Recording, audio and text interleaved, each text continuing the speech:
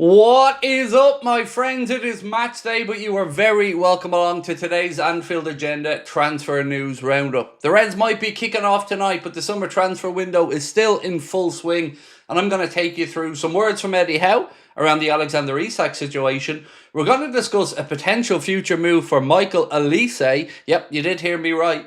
And we're going to discuss the latest in Newcastle's pursuit of a striker, Liverpool's sale of Ben Doak, and a few other bits and pieces that we hope will keep you right up to date with where we are in this summer's window. A reminder that we will be live tonight from 6:45 p.m. for a watch-along of the Reds opening game. Hope you can join us for it. You know the drill at this point. Let me know your thoughts in the comment section. Drop a like on the video if you enjoy it, and don't forget to hit that subscribe button.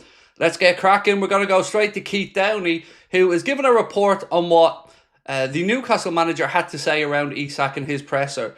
He said, has Eddie Howe asked Isak to play tomorrow? That was a question. Eddie said, I want him to play, and I've had those conversations, but the details need to remain private.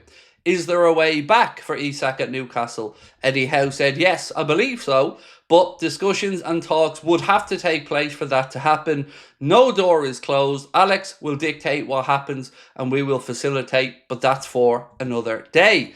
So again, still no definitive finish there to that situation with Isak. Newcastle still looking for replacements, and this is probably going to drag on a bit longer.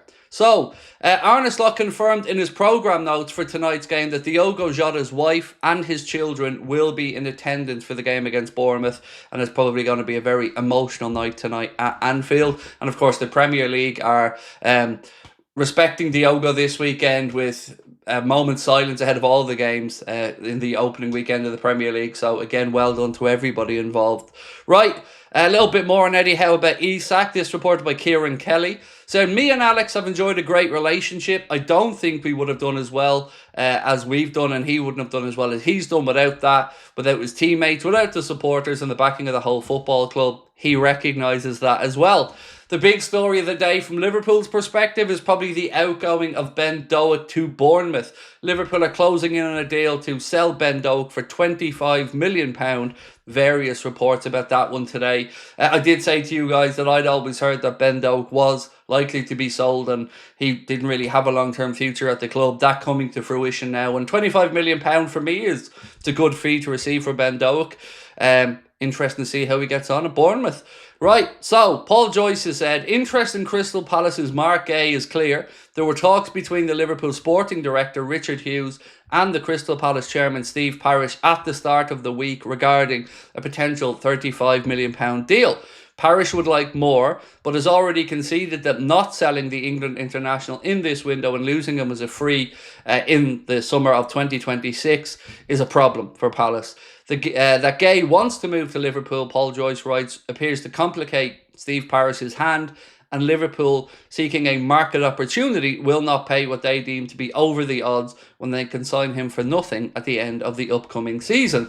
So let me know your take on that one. Like I've said, I think the KONATE future and the Marc Guehi future are inextricably linked, but maybe you think differently. If you do, please do let me know. So now I'm going to move on to this take on Bayern Munich's Michael Olise. And this comes from Bayern Space, who have been hit and miss on certain things around Bayern Munich, but have gotten a lot right. So I'm going to read you what they've had to say, and then you can let me know in the comments whether you think there's any truth to this or not. It is very interesting, particularly given Michael Olise's age.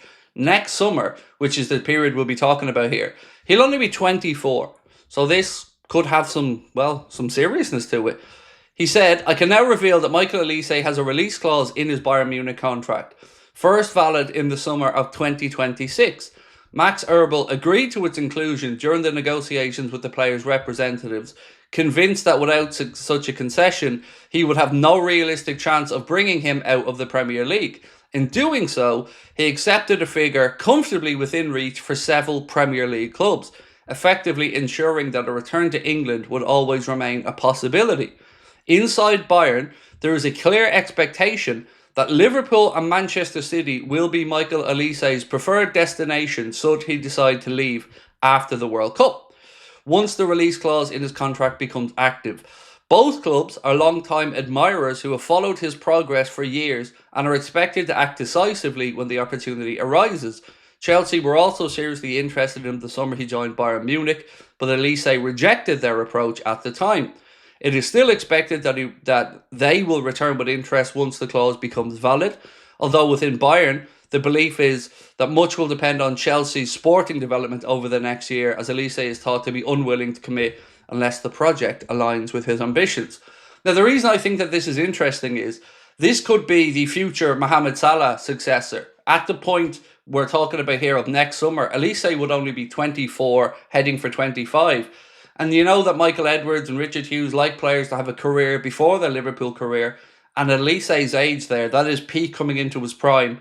If you were looking for the likes of a Salah replacement, honestly, Olise would make a lot of sense. Let me know what you guys think about it. But for me, it's intriguing at the very least, and something I certainly wouldn't be against because fan of Olise as a player. Right, Romano has said, Ben Doak to Bournemouth, here we go. Deal in place with Liverpool, £25 million transfer fee. Formal steps next to follow. Now we've got Currys, yes, the electrical retailer, bantering Arsenal, saying, no way, we've gotten our hands on the Premier League before Mikel Arteta. And then they hold a picture of the Premier League trophy inside one of their stores. Right, Empire of the Cop say, Liverpool turned down a £43 million bid from Chelsea for KONATE as they do not want to sell the defender to a domestic rival. That makes sense. It does, but we don't know if there's going to be another offer on the table from a non-domestic rival. And if KONATE doesn't extend at Liverpool, well, then we've got a problem. So let me know what you guys think we should do here. I know a lot of people are probably going to say, let him see out his contract and bring in Marc Guehi in a free. But remember, there is no such thing as a free. Marc Guehi would still want a significant signing on bonus next year and probably a bigger bump in his pay. So for me, the best course of action here would be, if KONATE wants to extend, brilliant. If he doesn't want to extend, sell this summer. Whether that's to a domestic rival or not, honestly, I think the best business for the club would be to bring in as much money as possible. But I don't know, maybe I'm thinking too short term on this one. So do let me know your thoughts on that one in the comment section. £43 million for me is, well, it's a significant amount of money. But let me know what you think we should do in the KONATE Guehi situation. Selling him for 40, 45 million, bringing in Marc Guehi for 35. I could get behind that, to be honest with you, but it is just my thoughts. So again, over to you guys now. Let me know what you think. Tonight, we will be back 6:45 to take you to the watch-along. We'll have the full watch-along, match reaction, player ratings video.